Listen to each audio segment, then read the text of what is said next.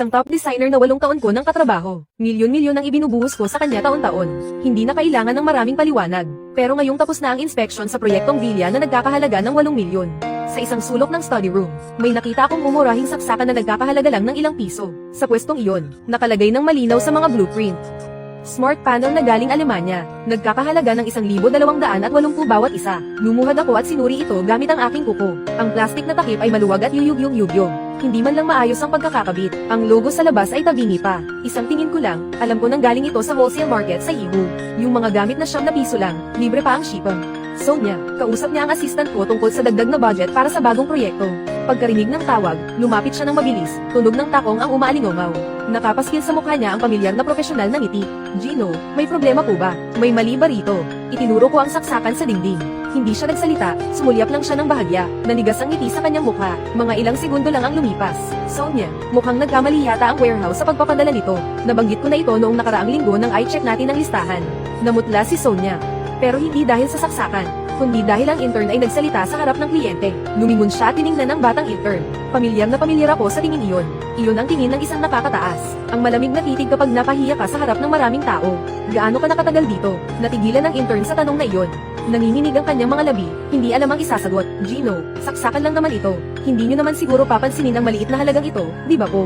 Muli siyang ngumiti, umaasang maayos ang lahat. Maliit na halaga.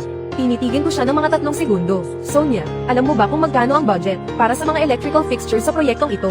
Hindi siya sumagot, nakatitig lang siya sa akin. Pero hindi na natural ang kanyang hitsura. 8,700,000, iyan ang presyong binigay ko. Pagkatapos, lumuhad ulit ako. Tinanggal ko ang cover ng saksakan. Binaligtad ko ito para tingnan ang likod. Wala man lang itong tatak ng 3C certification. 8,700,000 budget para sa kuryente. Tapos ito ang ikinabat mo, isang produktong walang tatak. Gino, pakinggan niyo po ang paliwanag ko. Ikinumpas ko ang aking kamay para patigilin siya. Pagkatapos ay kinuha ko ang cellphone ko at tinawagan si Ma'am Jojo. Umakyat ka rito sa study room. Pagkalipas ng 3 minuto, dumating si Ma'am Jojo dala ang kanyang toolbox. Itinuro ko ang saksakan. Hindi na nagtanong si Ma'am Jojo, agad niya itong kinalas. Pagkatapos, pinakuhaan ko siya ng litrato. Dapat malinaw ang harap at ang mga wires sa likod. Gino, ano po ang ibig ninyong sabihin? Kailangan ba talagang gawin ito dahil lang sa isang saksakan? Hindi ko siya pinansin. Ipinadala ko ang mga litrato kay Mr. Chen mula sa accounting. Isang maikling mensahe lang ang kalakip para sa saksakang Alemanya na ito. Bawasan ang huling bayad ng 100 beses ng orihinal na presyo. Gino, sinabi niyo po ba na 100 beses? Tama ang narinig mo. 100 beses. Hindi na maipinta ang mukha ni Sonia sa sobrang gulat. Nanginginig ang kanyang mga labi, gustong magsalita pero hindi makapagsalita. Sa tabi, nakayuko ang intern. Mukhang gusto na niyang maglaho sa kinatatayuan niya. Sonia, ang binayaran ko ng 8 milyon ay para sa iyong disenyo at kalidad. Hindi para sa iyong mga maling diskarte. Pagkasabi ko niyan, tumalikod na ako at umalis. Gino, masyado ka namang malupit sa ginawa mo. Isang saksakan lang naman yan. Papalitan ko agad. Malupit, 8 milyong proyekto ang ibinigay ko. Tapos peke ang isinaksak mo. Binawasan ko lang ng 128,000. At ngayon, sasabihin mong malupit ako. Hindi na ako lumingon pa. Sa hagdanan, ang tunog lang ng sapatos ko ang naririnig. Pagkasakay sa kotse, sumandal ako at pumikit sandali. Tahimik lang si Ma'am Jojo sa tabi ko. Matagal bago siya nagsalita. Gino, may problema rin ang mga cable ng saksakan na iyon. Baliktad ang pagkakabit ng neutral at live wire. Delikado yan, pwedeng mag-short circuit pagtagal. Short circuit, ayos, napakagaling talaga. Pagbalik ko sa opisina, 4:00 na ng hapon. Naupo ako sa aking opisina, at paulit-ulit na tiningnan ang mga litrato ng mahigit 10 beses. Habang tumatagal, lalo akong nadidiri. Hindi dahil sa sirang saksakan ang ikanadiri ko, kundi dahil sa mukha ni Sonia noong sinabi niya yon. Isang saksakan lang naman yan. Hino, hindi mo naman siguro papansinin ang maliit na halagang yan, di ba? Noong sinabi niya yon, nakatingin siya ng nakataas ang kilay, at nakanguso ng mapang-asar. Halos nakasulat na sa mukha niya ang pagiging gaaman. Kinuha ko ang telepono, at tinawagan si Mr. Zhang, ang admin director ng grupo. Gumawa ka ng anunsyo. Simula ngayong araw, lahat ng proyekto ng real estate sa ilalim ng grupo. Managing ang mga nakaplano pa lang. Tapusin na ang lahat ng kontrata sa studio ni Sonia. Iproseso ang pag-terminate ng mga kontrata ayon sa batas. Bayaran ang dapat bayaran. Pero putulin na ang lahat ng koneksyon. Gino, Sonia, sa panig niya. Hawak pa niya ang 3 disenyo ng ating commercial space. Putulin kung kailangang putulin. Sabi ko, tapusin na. Hindi naman siya ang nag-iisang designer sa mundo. Humanap kayo ng kapalit agad. Gusto kong makita ang anunsyo bago matapos ang oras ng trabaho ngayon. Ibinaba ko ang telepono. Naupo ako sandali. Pagkatapos, ang litrato ng saksakan. Inilagay ko sa isang hiwalay na folder. Pinangalanan ko itong leksyon. Paalala ito para sa sarili ko. 8 taon ko siyang inalagaan, parang nag-alaga ako ng buwaya. 8 taon na buo, kinabukasan ng umaga, ang anonsyong iyon, lumabas na sa internal system ng grupo, kasabay ng pag-copy sa lahat ng project departments. Ramdam agad ang epekto, nakarating ang balita sa studio ni Sonia. Alas 10:30 ng umaga, narinig ko sa iba, na si Sonia ay kasalukuyang nagpe-present sa isang bagong kliyente. Biglang nag-vibrate ang phone niya, sumulyap siya ng bahagya, at namutla ang mukha niya. Pero ang ibang tao sa studio, iba ang naging reaksyon. Pagdating ng hapon, ang project manager ko na si Xiao Zhao ay dumating para mag-report. Bago umalis, nag-aalangan pa siya sa pinto. Hino, may hindi ko alam kung dapat ko bang sabihin. May ilang designers sa studio ni Sonia na dati ko nang nakatrabaho. Kanina, palihim silang lumapit sa akin. Nagtanong sila kung tumatanggap pa ba tayo ng aplikante. Nakakatuwa, hindi ba? Nang malaman nilang tapos na ang kontrata natin sa kanila, isa-isa, parang nangyari na noon. May isang designer na nagngangalang Aquan na malapit sa akin. Marami siyang sinabing kalokohan. Anong kalokohan? Una, ang mga proyekto ni Sonia para sa mga high-end na tirahan. Ang presyo ay para sa imported, eco-friendly na materyales, ngunit sa aktwal na konstruksyon. Palihim niyang pinalitan ng ordinaryong lokal na tabla. Ang pagkakaiba sa presyo ay napunta lahat sa bulsa niya, sa isang proyekto lang. Sa tabla pa lang, kumita na siya ng daan-daang libo. Pangalawa, ang singil niya sa disenyo ay pang master level, pero ang trabaho ay ipinapagawa lang niya sa mga estudyante ng art school. Isang construction drawing, binabayaran niya ng NAMTRAM, pero ibinebenta niya sa kliyente ng 50,000. Pangatlo, ang bonus sa proyekto ay laging nasa daan. Sa simula ng taon, puro pangako. Sa katapusan ng taon, puro palusot. Sa uli, nagmamaang-maangan na lang. Noong nakaraang taon, may isang designer na hindi na nakatiis. Hiningi niya ang Bamoy 000 na komisyon na ipinangako sa kanya. Sa harap ng buong studio, sinabi ni Sonia, sa tingin mo ba, ang disenyo mo ay nagkakahalaga ng Bamoy 000? Agad na nag-resign at umalis ang taong iyon. Pang-apat, ang mga intern sa kanya ay parang libreng manggagawa. Normal na ang mag-overtime hanggang alas 2 o alas 3 ng madaling araw. Walang overtime pay, walang day off. May isang intern na nagkasakit at na-hospital dahil sa pagpupuyat. Ang unang reaksyon ni Sonia ay hindi magtanong kung kumusta ang tao, kundi kung naisumite na ang drawing. Pagkatapos kong marinig ang lahat, hindi ako nagsalita. Kinuha ko ang tasa at uminom ng tubig. Ang orihinal na sinabi ng mga tao ni Gino ay, noong nagsisimula pa lang si Sonia sa industriya, magaling talaga siya. Masipag din, pero nitong mga nakaraang taon, nang kumita na siya ng malaki, nagbago na siya. Ang nasa isip niya ay kung paano makakuha ng pinakamababang gas. The application takes like Taas na presyo. Ang bibig niya ay puno ng damdamin at pagiging masining. Pero ang nasa likod ng isip niya ay puro kalkulasyon at panloloko. Sige na, Mang Jojo, magpatuloy ka na sa trabaho. Yung mga gustong lumipat ng trabaho, kausapin muna ng HR. Yung mapagkakatiwalaan, pwede nating pag-isipan. Pagkaalis ni Xiao Zhao, matagal akong umupo mag-isa sa opisina. Ang mga pangyayari 8 taon na ang nakalipas. Isa-isang bumalik sa aking isipan. Noon, hindi pa Sonia Design Studio ang pangalan niya. Siya lang mag-isa, umupa ng 40 square meter na maliit na espasyo. Siya ang gumagawa ng drawings. Siya rin ang nagpupunta sa construction site. Unang beses ko siyang kinuha, inirekomenda siya ng kaibigan ko. Sabi niya, may isang batang designer na mura pero napakadetalyado sa trabaho. Noon, kakatapos ko lang makuha ang unang proyekto ng renovation. Kulang na kulang ako sa pera. Hindi ko kayang kumuha ng malaking kumpanya. Kaya pinasubukan ko siya. Sa unang sample room na ginawa niya para sa akin, may isang lamesa. Ang lamesa na gawa sa kahoy, pinakinis niya ng 3 araw at 3 gabi.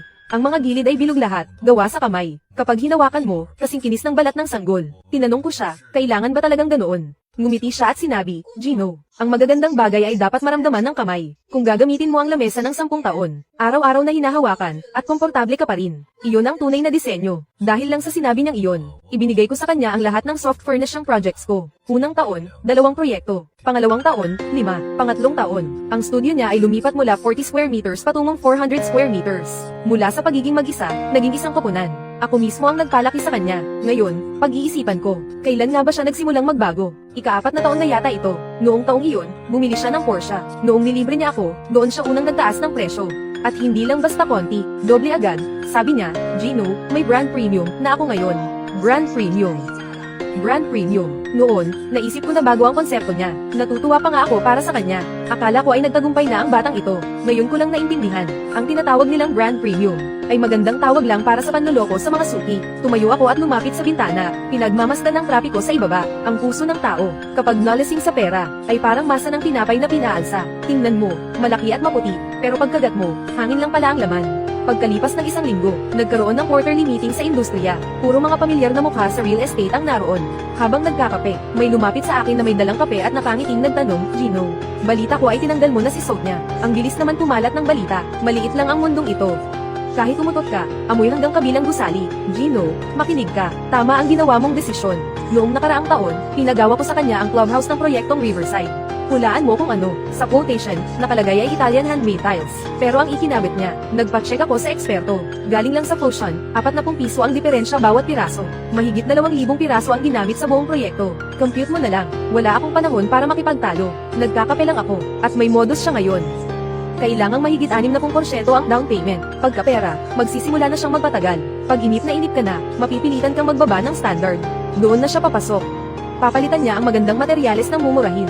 At dapat mo pa siyang pasalamatan dahil nakatipid ka raw. May dalawa pang lumapit. Hindi ba totoo?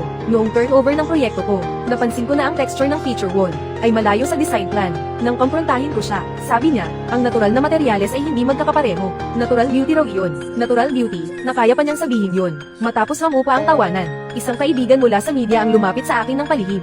Gino, sa Design Summit sa susunod na buwan, gusto mo bang magsalita? Marami ang interesado sa usapin tungkol sa integridad ng mga supplier ngayon. Hindi mo kailangang magbanggit ng pangalan. Magbigay ka lang ng pangkalahatang opinyon. Napaka-relevant ng topic na yan. Ay padadala ko sa iyo ang mga materyales. Pagbalik ko sa sasakyan, tiningnan ko ang phone ko. 7 mensahe ang galing kay Sonia. Mula sa una, Gino, sana po ay hindi na kayo galit. Magkita naman po tayo para mapag-usapan. Hanggang sa huli, sisirain mo ang career ko sa ginagawa mo. Ramdam mo ba ang pagbabago ng tono? Para lang siyang may-ari ng restaurant noon. Nagpapaawa muna bago man Ira. Hindi ko siya nireplyan, blinock ko na lang. Sa parehong oras, hindi naman nahirapan si Sonia. O kahit man lang, iyon ang akala niya, nawala ang koneksyon niya sa akin. Totoong nasaktan siya ng ilang araw. Ngunit mabilis itong nalimutan dahil sa isa pang balita, nang tumawag ang higanti sa real estate na si Mr. Reyes. Si Sonia ay kasalukuyang nasa loob ng kanyang studio. Nakatingin sa talahanayan ng kita ng proyekto sa computer. Binibilang ang cash flow para sa bagong quarter. Biglang tumunog ang kanyang telepono. Tiningnan niya ang caller ID. Nanlaki ang kanyang mga mata sa gulat. Sonia, narito na. Siguradong nabalitaan mo na ang tungkol sa proyekto ng bagong hotel, hindi ba? Dalhin mo rito ang proposal mo bukas para sa bidding. Pagkatapos, biglang nagbago ang tono ng usapan. Nabalitaan ko na may naging problema ka raw sa panig ni Gino. Isang maliit na hindi pagkakaunawaan lang po iyon, Mr. Reyes. Inaayos ko na po ito. Hindi pagkakaunawaan. Haha, sakto. Hindi na niya kailangan ng serbisyo mo. May bakanteng schedule ka ba? Hindi maliit ang proyektong ito. Pero babalaan na kita. Napakahigpit ng budget dito. Kailangan mong ibigay sa akin ang pinakamababang presyo. Ibinaba ni Sonia ang telepono at umikot sa kanyang swivel chair. Ang proyekto ni Mr. Reyes, ang buong interior design ng 5-star hotel sa timog ng lungsod, ay isang kontratang nagkakahalaga ng milyon-milyon. Sapat na iyon para mabuhay siya ng 2 taon. Sino ba si Gino sa akala niya? Inihagis niya ang telepono sa mesa, at ngumisi ng bahagya. Nawala ang isang Gino, dumating naman ang isang Mr. Reyes. Napakaraming mayayaman sa mundong ito. Sino ba ang hindi makakasurvive nang wala ang isa't isa? Binuksan niya ang design software at sinimulang ayusin ang proposal.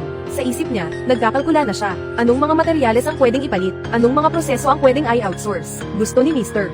Reyes ng pinakamababang presyo. Ibibigay ko sa kanya ang pinakamababang presyo. Laging may paraan para makatipid sa gastos. Unti-unting dumidilim ang labas ng bintana. Ang mga ilaw ng lungsod ay tumatagos sa malaking bintana ng kanyang studio. Nagbibigay ng liwanag sa loob. Nakatungo si Sonia sa harap ng screen. Mabilis na nagtatype sa keyboard. Ang hindi niya alam, sa sandaling ito, sa computer sa opisina ni Gino, isang talumpati tungkol sa integridad sa industriya, ang isa-isang binubuo at pinapaganda, at ang mas hindi niya alam, matapos ibaba ni Mr. Reyes ang tawag sa kanya, agad itong nag-dial ng ibang numero. Hello, huwag kang mag-alala, Gino. Kumagit na ang isda sa pain. Tandaan mo ang taong ito na si Mr. Reyes, ipapalista ko sa iyo, walang anuman, matagal ko na rin hindi gusto ang pagmumukha ng taong iyon. Hindi nakatulog si Sonia noong gabing matanggap niya ang tawag ni Mr. Reyes. Ikinulong niya ang sarili sa studio, nagtimpla ng isang pitsyel ng matapang at mapait na tsaa. Nakaharap sa screen ng computer, mula alas 9 ng gabi hanggang alas 4 ng madaling araw. 3 bersyon ng proposal ang ginawa niya. Ang una ay masyadong konserbatibo. Ang pangalawa ay masyadong maliit ang kita. Sa pangatlong bersyon, sa wakas ay nasiyahan na siya. Bawat item sa quotation ay nakasulat ng napakaganda. Mga sangkap mula sa Italia, V-Gold mula sa Alemanya, mga banyo mula sa Hapon. Ang brand at model ay eksakto hanggang sa 2 decimal point. Ang kabuuang presyo ay ibinaba sa isang numerong. Hindi kayang tapatan ng kahit sinong kakumpetensya. Ngunit ang tunay na sikreto ay nasa isip niya lang. Ang mga bato ay galing sa Fusion. Didikitan lang ng label na imported. Ang mga hardware ay galing sa mga maliliit na pabrika sa iyon ng mga imitasyon. Magkamukhang magkamukha sa paningin, pero ang tibay ay 3 beses na mas mahina, para mas makatipid sa gastos. Maghahanap lang ng pabrika na gagawa ng mga pekeng tatak, diretsyong bababa ang gastos ng 70%. Higit 20 beses na niyang ginawa ang ganitong taktika, at hindi pa siya nanguhuli kailanman. Alas 5 ng madaling araw, ipinaprint ni Sonia ang proposal. Inilagay niya ito sa isang espesyal na brown envelope, may tatak na gold stamp logo ng kanyang studio. Kumikinang ito ng matindi sa ilalim ng desk lamp. Nakatingin siya sa bintana habang hawak ang tasa ng kape. Pinagmamasdan ng skyline ng lungsod na nagbabago mula itim patungong abo, hanggang sa maging maliwanag na ang paligid. Humuhuni pa siya, iniisip na walang kwenta si Gino. Nagkakalkula siya sa kanyang isip, sa proyektong ito ni Mr. Reyes. Sa price difference pa lang ng materyales, kikita na siya ng 1.5 milyon. Idagdag pa ang design fee at construction management fee. Siguradong aabot sa mahigit 3 milyon ang malinis niyang kikitain. Kahit mawala ang 2 milyong kontrata kay Gino, mababawi niya ang lahat sa proyektong ito. At may sobra pa. Sabi nga, hindi ka mamamatay sa gutom kung alam mo ang diskarte. Wala ngang mali sa sinabi niya. 2:00 ng hapon kinabukasan. Eksaktong dumating si Sonia sa lobby ng kumpanya ni Mr. Reyes. Inihatid siya The Dyson. conference room sa ika-18 palapag. Pagbukas ng pinto, napahinto si Sonia sa paghakbang. Sa dulo ng mesa, nakaupo si Mr. Reyes. Walang problema roon. Sa kaliwa ni Mr. Reyes ay nakaupo ang mga senior executive. Normal lang din iyon. Pero sa upuan sa kanan ni Mr. Reyes, nakaupo ako, nakadekwatro habang umiinom ng tsaa. Pagpasok niya, hindi man lang ako lumingon. Naramdaman ko ang kaba ni Sonia. Ang unang instinct niya ay tumalikod at umalis. Pero hindi sumunod ang kanyang mga binti. Nakatapak na siya sa loob. Ang receptionist sa labas ay nakangiting bumati. Ems. Sonia, maupo po kayo. Tumayo si Mr. Reyes at nag-gesture na maupo siya. Nandito na pala ang ating panauhin.